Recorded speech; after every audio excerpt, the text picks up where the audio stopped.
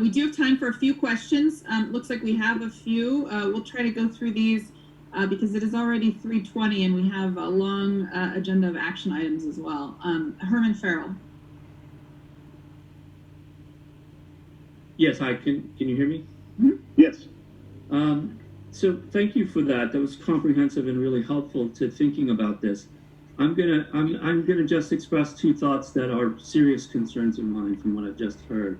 So the fact that there's going to be only 3 faculty members on these teams of 8, 3 different groups. I know that Jennifer and Aaron are representing us in the workflows.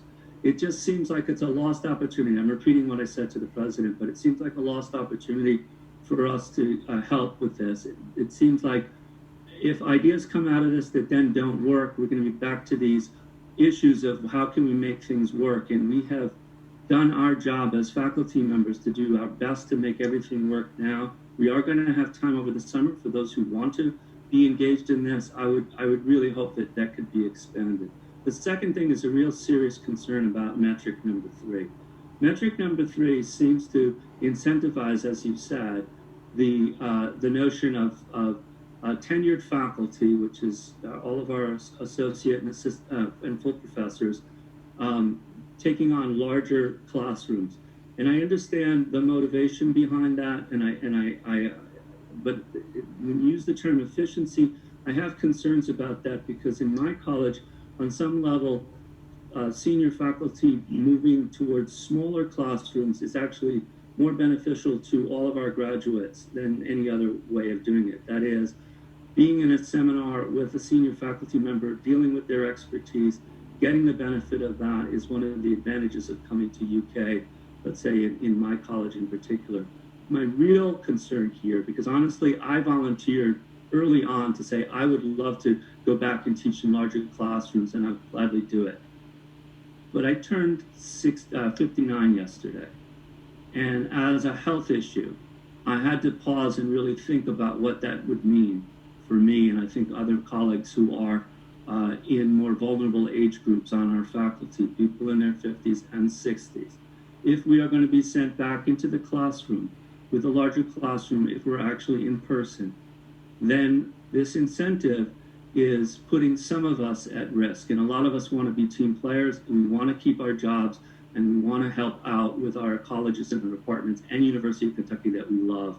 And it just seems that that incentive, which is an economic incentive, one is not really, I think, to the best interest of all departments and all educational units, one, but two, may be dangerous to faculty members. And that's, I wanted to say that not only to you, Provost, but also to all my colleagues on the Senate. I'm wondering if they've had that same question or concern. I guess I will, you didn't really ask a question, but I'll react. How's that? I know. One on the faculty involvement. Again, we had to form these teams to operate quickly. I will say that across the 4, so there's Team Blue, White, and Wildcat, and then the START team. I've counted 3, 6, 7. There's 14 faculty members spread across those 4 teams, and they're all small teams. And as the president said, we are not going to move ahead on any plans without consulting with Senate Counsel. And I've made that, I think, emphatically clear to Jennifer, and I'll certainly, in transition to Aaron, make that same commitment. I mean, there's no way these groups are not to decide anything. They are conceptualized. So, they may come up with some idea that looks great on paper. We bring it to the council for support. Council shoots holes in it, and I'm saying council because a lot of this work is going to take place after summer, is in session, after May 15th. And we go back to the drawing board. I mean, it becomes more dynamic at that point. This is really just the first step. And really overriding everything, Herman, and everyone else, is what that START group tells us. There are going to be some real constraints on whatever scenario we have with at what capacity can we use our classrooms? And we're obviously not going to be able to 6 students in with a faculty member in a 500-seat classroom anymore. And so that start group is really going to help us think through all of those. And I populated all 4 of those teams with a lot of research about what we're already hearing other universities are doing and how they're struggling with the same problems. And I'll also say you see this evolving around the country as these states try to open up in different ways. Capacity in restaurants, that sort of thing. So it is an initial step to get us to some high-level concepts.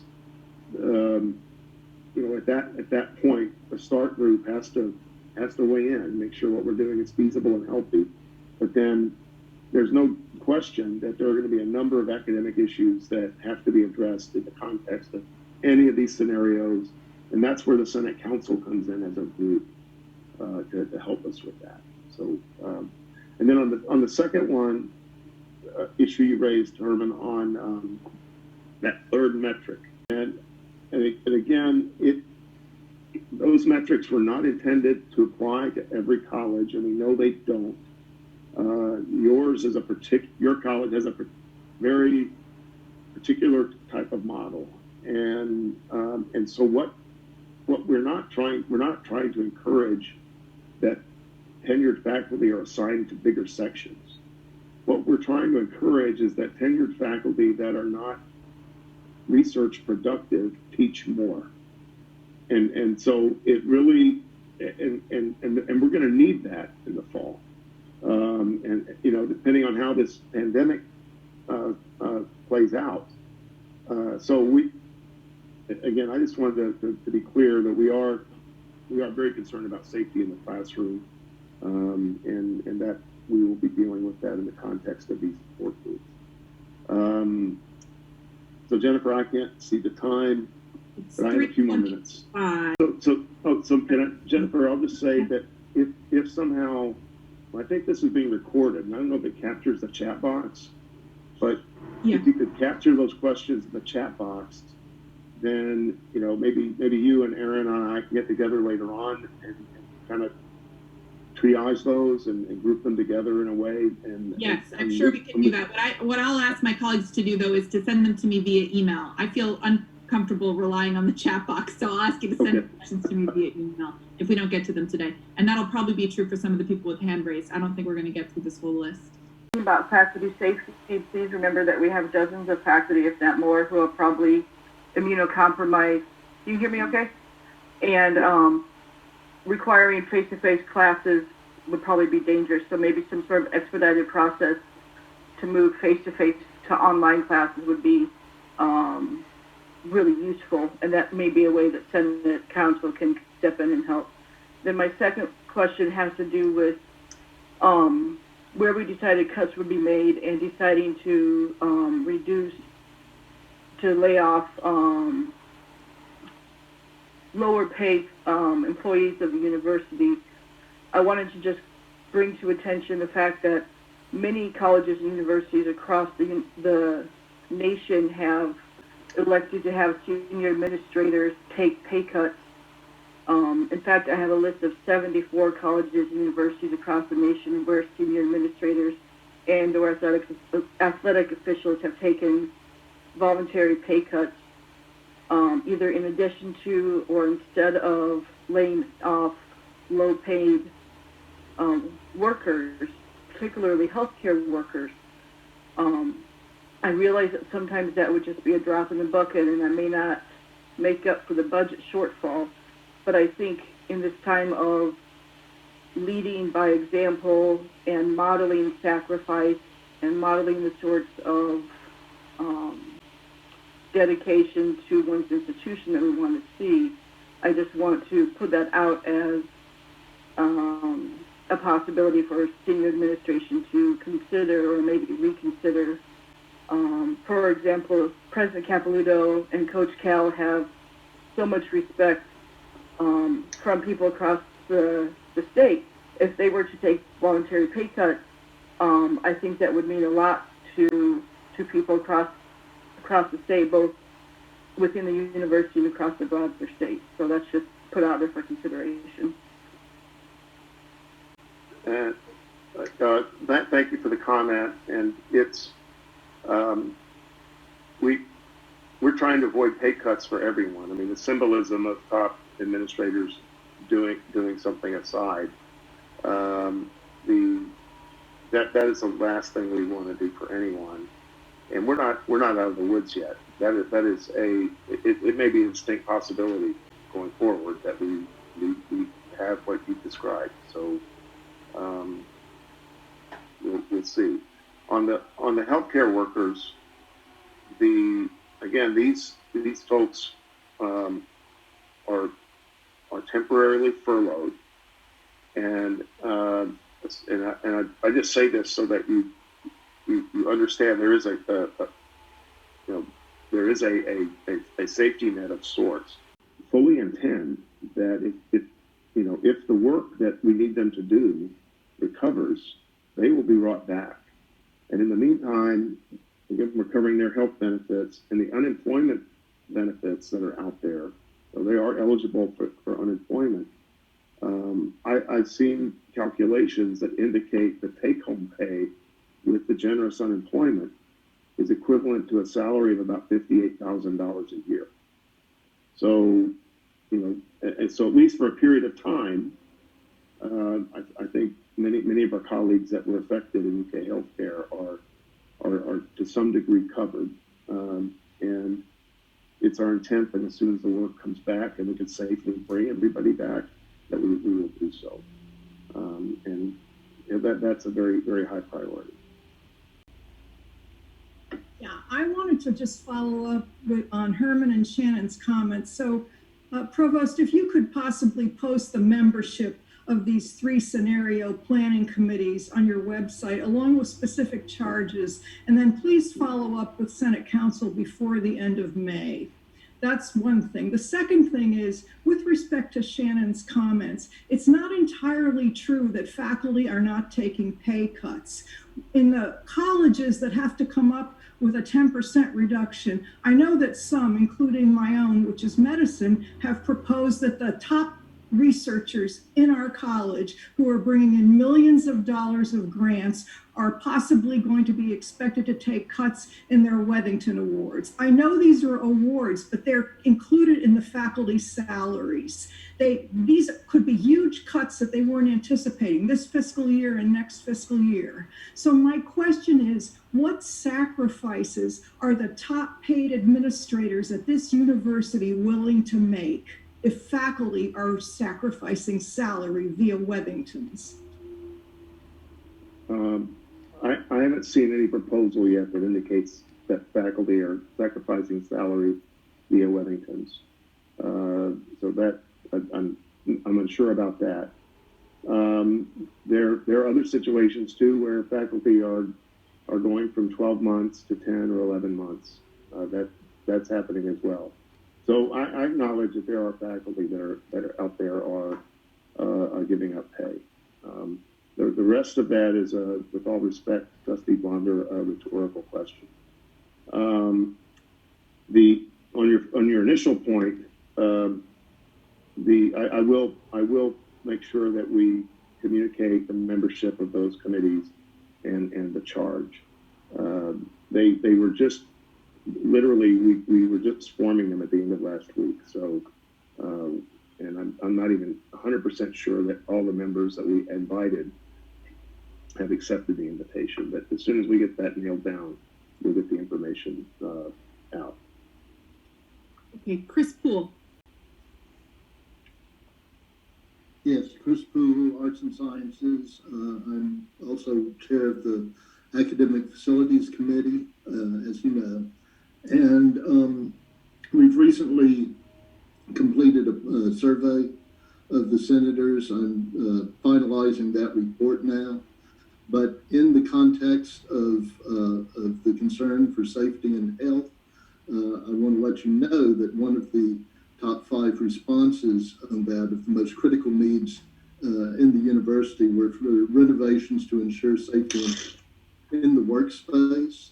This is a particular concern in Central Campus, where we have pretty lousy HVAC in a lot of the buildings, and with concerns over the spread of viruses and other pathogens, that needs to be attended to.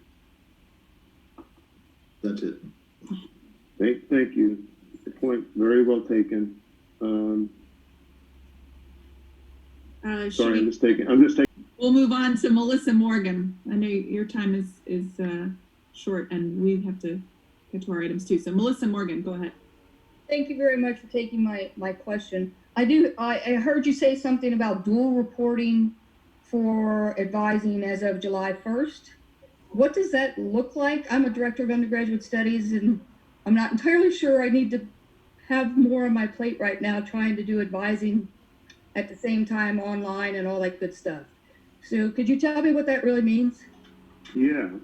There are a number of other areas that we're looking at as well, including recruiting. It's a similar coordination model as you see in philanthropy. So no people are moving anywhere. No money is moving anywhere. And in fact, in our budget process, we specifically exempted academic advisors from being cut. So colleges were not permitted to give up those positions in the budget cuts. What it means is that we want some better coordination on university or university-wide initiatives. And just as an example, we want there to be more consistency in how we ask, the number of credit hours that we recommend that students take, the order in which they take courses. And in some cases, we've had academic advisors advising students to take online courses from other institutions and transfer them here. I can assure you these are things that aren't being done by our faculty advisors. I think it's more in the realm of staff advisors. So we want to get them some level of training, some level of professional development, and some level of coordination. And it's more at the lower level, at freshman, sophomore. I think as they advance into the majors, some of these issues are handled better centrally. So everybody's still going to be reporting to the same people they report to. There's just going to be a modicum of central coordination for certain university-wide issues. So that won't be impacting how a program directs their students through their classes and such. So no, that is not the intent. I think the intent is that we have consistency across the units and how well that is done. Thank you. And not, remember, this is before my time as provost. We went through this whole reorganization that ended up being SAL, or Student Academic Life, that merger of undergraduate affairs and undergraduate education and student affairs. And there were, and again, I wasn't involved at that time, but I remember there were some savings generated from that merger, and that those savings were actually pushed out to the colleges to fund more advisors and to try to get every college consistent around the student to advisor ratio. What we discovered is that not every college has used those funds in that way. That we have people out there that are in positions, that are advising positions, and they're barely spending 20% of their time on advising. They're doing lots of other things. And so we want to make sure that those resources that the university and the colleges are investing in advising are being used for that purpose. And that's to everyone's benefit. Go ahead. Thanks, Jennifer, and thanks, Provost Blackwell, for squeezing me in. I had a question about the transition back to research. thank you for covering with such detail about the classes and the plans for kind of transitioning back into teaching. But I was wondering about what our plans are over the summer for the many graduate students that we have that are currently funded on research grants and don't have any other source of salary if we can't kind of start to transition them back into the lab. And I was thinking as well, I mean, I know that you have one of the work streams kind of considering this, but the difference between teaching in a classroom where we have lots of people kind of by necessity in a small space, as opposed to maybe in the bench sciences where we can have maybe 3 to 4 people in a room, and they're trained in using PPE and they're able to stay well separated. How the differences in those two different types of our mission are being considered in our transition back to the new normal. Yes. So I guess with respect to lab-based, bench research, if you will, that is largely what is being considered by, if you go back to that, I don't want you to try to put it back up, Jennifer, but that there's a research group that is looking at how do we safely restart research. I see that. And they are specifically looking at those issues in great detail, and so they're working kind of in an independent work stream, if you will, even from those 3 scenario teams. But they will be coordinated by the START team. So how who gets tested, how frequently we get tested, and so forth will be addressed there. The and the problem you raise with respect to graduate students is interesting too, because this there's only so much lab space, and if you can only have so many people in there at one time, it kind of slows everybody down, including the grad students. And just like faculty were disrupted this spring, our graduate students, especially those in the bench sciences or those in the humanities that rely on having certain materials in the library, or those in performing in performance areas that so we are considering how grad students have also been slowed down, and I'm starting to look at bringing some folks together to help me figure out how can we best address needs of graduate students in the same vein as, say, increasing or having an additional year on the probationary period for our faculty. Keep you talking. I was just going to follow up quickly. In research labs, the students tend to be much more further separated just naturally because they need more space just to perform the experiments than in a classroom. So I would think that it would be quite a lot safer to be in a research lab, especially since you are used to wearing PPE in a research lab, than in a classroom. I would think that would be an easier thing to transition back into with respect to in comparison to classes. And then the second thing I was going to raise is that I know in some of the manufacturing industries and industrial research, they've been following OSHA guidelines in how to transition. For example, at Toyota, they split their workforce into A/B workforces and had everybody work remotely on alternate days and then work in person on alternate days. And that's the kind of thing that would allow graduate students. Often graduate students only need to run experiments a small portion of the time, and then they can spend time on analysis and so on. But being able to get in, 1 or 2 days a week would make a massive difference to their research productivity. And I think it could be organized following maybe the OSHA guidelines or the CDC guidelines in a way that I think the research could potentially be an easier thing to organize than classes. Thank you. Definitely, I can see that, and I'll pass some of this along to the VPR, and I'm assuming they're looking at this kind of thing in that group, but I'll definitely mention it to her. And then there's another issue you brought up that I didn't touch on, and that's graduate student employment in the summer, and especially if someone wants to hire someone into a lab for the summer on a grant or something like that. And of course, the rate at which we've been able to, expend grant funds on on the actual research that was to be funded has been limited because we've been in remote operations. And my understanding is that the Vice President for Research and her team have been working, as every other university, with the federal agencies on how we manage through that part of it. She hasn't explained that yet.